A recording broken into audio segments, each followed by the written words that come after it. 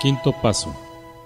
Admitimos ante Dios, ante nosotros mismos y ante otro ser humano la naturaleza exacta de nuestros defectos. En todos los 12 pasos de Alcohólicos Anónimos se nos pide ir en contra de nuestros deseos naturales. En todos nos desinflan el ego. En lo que respecta a desafiar el ego, pocos pasos son tan difíciles de practicar como el quinto, pero casi ninguno de los otros es tan necesario como este para lograr la sobriedad duradera y la tranquilidad espiritual. La experiencia de Alcohólicos Anónimos nos ha enseñado que no podemos vivir solo con nuestros problemas apremiantes y con los defectos de carácter que los causan o que los agravan. Si hemos iluminado el curso de nuestras vidas con el fanal del cuarto paso y hemos visto en relieve esos incidentes que preferimos no recordar, y si llegamos a comprender cuánto daño nos han causado a nosotros y a los demás esa manera de pensar y de actuar equivocada, entonces necesitamos más urgentemente que nunca dejar de vivir solos con esos fantasmas atormentadores del ayer. Tenemos que hablar de ello con alguien. Sin embargo, nuestro temor y nuestra renuencia a hacerlo son tales que al principio muchos alcohólicos anónimos tratan de saltar el quinto paso. Buscamos un método más fácil, que generalmente consiste en la admisión general y poco dolorosa de que, cuando bebíamos, éramos muy malos actores. Para redondear la admisión, añadimos descripciones dramáticas de episodios de nuestras borracheras, probablemente ya conocidas de nuestros amigos. Pero nunca decimos nada de lo que realmente nos molesta, produce escozor. Pensamos que no debemos compartir ciertos recuerdos penosos o humillantes. Estos los debemos guardar en secreto. Nadie debe enterarse de ellos. Esperamos llevárnoslos a la tumba. Sin embargo, si se ha de tomar en cuenta la experiencia de Alcohólicos Anónimos, esta no solamente resulta una actitud imprudente, sino peligrosa. De las actitudes confusas, es esta una de las que más dificultades nos causa para la práctica del quinto paso. Algunos no logran ninguna sobriedad y otros recaen periódicamente hasta que pueden decir sus secretos. Hasta algunos de los veteranos de Alcohólicos Anónimos, que ya han estado sobrios por años, suelen pagar caro su descuido de este paso. Nos dirán cómo trataron de llevar la carga solos, cuánto sufrieron con su irritabilidad, ansiedad, remordimiento y depresión, y cómo, buscando inconscientemente alivio, acusaban a sus mejores amigos de aquellos mismos defectos de carácter que ellos trataban de ocultar. Siempre llegaban a la conclusión de que no se consigue ningún alivio confesando los pecados de otros. Todos tuvieron que confesar los propios. Este sistema de admitir nuestros defectos ante otra persona es desde luego muy antiguo. Se ha hecho válido cada centuria y caracteriza las vidas de todas las gentes, de fondo espiritual y de las verdaderamente religiosas. Actualmente la religión no es la única defensora de este principio redentor. Los psicólogos y los psiquiatras señalan la necesidad imperiosa que tiene todo ser humano de la percepción de su propia personalidad y del conocimiento de las fallas de ésta para poder discutirlo con una persona comprensiva y de confianza. Alcohólicos Anónimos iría más lejos. En lo que se refiere a alcohólicos, la mayoría de nosotros estábamos de acuerdo con esto, pero sin admitir nuestros defectos ante otra persona. No podríamos conservarnos sobrios. Parece claro que la gracia de Dios no llegará a nosotros para expulsar nuestras obsesiones destructivas, mientras no estemos dispuestos a hacer esta confesión de nuestros defectos ante otra persona. ¿Qué es lo que podemos recibir del quinto paso? Por lo pronto, librarnos de esa terrible sensación de aislamiento que siempre hemos tenido. Casi sin excepción, los alcohólicos son torturados por la soledad. Aún antes que nuestra manera de beber empeorará y de que la gente nos empezará a rechazar. Casi todos nosotros ya sufríamos con la sensación de que no pertenecíamos a ninguna parte. O éramos tímidos y no nos atrevíamos a acercarnos a los demás, o éramos propensos a ser buenos chicos, algunos escandalosos, ansiosos de compañía y de que se fijaran en nosotros, sin lograrlo nunca, cuando menos de acuerdo con nuestra manera de pensar. Siempre estaba allí esa misteriosa valla que no podíamos ni brincar ni comprender. Era como si fuéramos actores en un escenario, y que de pronto nos diéramos cuenta de que no sabíamos ni una sola línea de nuestro papel. Esta es una de las razones por las que nos gustaba tanto el alcohol. Nos permitía actuar improvisadamente, pero Baco se convirtió en un boomerang. Finalmente fuimos abatidos y nos quedamos en un aislamiento aterrador. Cuando llegamos a Alcohólicos Anónimos, y por primera vez en nuestras vidas estuvimos entre gentes que parecían comprendernos, la sensación de pertenecer a ella fue muy estimulante. Creíamos que el problema de la soledad ya estaba resuelto, pero pronto descubrimos que si ya no estábamos solos, en el sentido social, aún sentíamos muchos de los viejos tormentos de exclusión. No sentíamos que pertenecíamos a algo, hasta que no hablábamos con entera sinceridad de nuestros defectos y oíamos a otra persona hacer lo mismo. El quinto paso fue la respuesta, fue el principio de un parentesco genuino con el hombre y con Dios. Este paso vital también fue el medio por el cual empezamos a sentir que se nos podría perdonar, sin importar lo que hubiéramos hecho o pensado.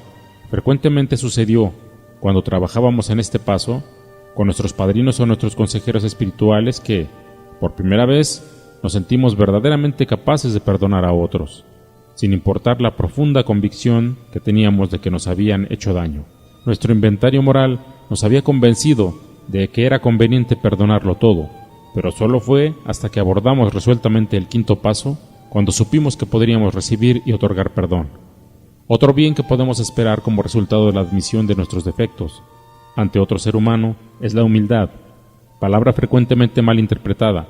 Para los que han hecho progresos en Alcohólicos Anónimos, significa el reconocimiento total de qué y quiénes somos en realidad, seguido por un esfuerzo sincero de llegar a lo que podríamos ser. Por consiguiente, nuestro primer movimiento práctico hacia el logro de la humildad deberá consistir en el reconocimiento de nuestras faltas. Ningún defecto podrá corregirse si no vemos con claridad en qué consiste. Pero tendremos que hacer algo más que ver. El objetivo que nosotros logramos en el cuarto paso fue, después de todo, solamente un vistazo. Todos miramos, por ejemplo, que nos faltaba honradez y tolerancia, que a veces nos acosaba la lástima por nosotros mismos, o los delirios de grandeza. Pero aunque esta experiencia fue humillante, no quiere decir necesariamente que hubiéramos adquirido humildad verdadera. Aunque ya habíamos reconocido nuestros defectos, todavía estaban allí. Algo tenía que hacerse a este respecto, y pronto descubrimos que aunque estuviéramos dispuestos a librarnos de ellos, nosotros solos no podríamos eliminarlos. Las principales ganancias que obtenemos bajo la influencia del quinto paso son mayor realismo y, por consiguiente, más honradez para con nosotros mismos. Al hacer el inventario, empezamos a sospechar que el habernos estado engañando nos había ocasionado muchas dificultades. Si casi toda la vida nos habíamos engañado más o menos, ¿cómo podríamos estar seguros de que no lo seguíamos haciendo? ¿Cómo podíamos estar seguros de que habíamos catalogado con certeza nuestros defectos y de que los habíamos admitido con realidad ante nosotros mismos? ¿Cómo estábamos todavía obstaculizados por el miedo, la compasión y los resentimientos para con nosotros? Es probable que no hubiéramos podido juzgarnos con imparcialidad. El sentimiento exagerado de culpabilidad y de remordimiento pueden hacernos exagerar y dramatizar nuestras faltas. O la cólera y el orgullo lastimado pueden formar una cortina de humo tras la que ocultamos algunos de nuestros defectos, mientras culpamos de ellos a otras personas. Posiblemente también nos estorbaban muchos obstáculos grandes y pequeños que no sabíamos que teníamos. Allí se nos hizo evidente que no sería suficiente un autoavalúo solitario y la admisión de las faltas basadas en eso únicamente. Necesitaríamos ayuda de fuera, la ayuda de Dios y la de otro ser humano, para con entera certeza averiguar y admitir la verdad acerca de nosotros mismos. Solamente ventilando nuestras vidas sin retener nada, solamente estando dispuestos a recibir consejos y a aceptar ser dirigidos, podremos ir por el camino de la debida manera de pensar, de la honradez sólida y de la humildad genuina. A pesar de todo, muchos de nosotros nos quedamos atrás. Decíamos, ¿por qué ese Dios, tal como cada quien lo concibe, no nos dice dónde está nuestro error? Si en primer lugar el Creador fue quien nos dio nuestras vidas, Él debe saber al detalle nuestras equivocaciones. ¿Por qué no hacemos esas admisiones directamente ante Él? ¿Para qué necesitamos incluir a otras personas en esto? En esta etapa, las dificultades que se presentan al procurar que nuestro trato con Dios sea el debido son dobles. Aunque al principio nos sorprendemos de que Dios sepa todo lo que se relaciona con nosotros, pronto nos acostumbramos a ello. ¿Quién sabe por qué? El encontrarnos solos con Dios no nos parece tan embarazoso como enfrentarnos a otra persona.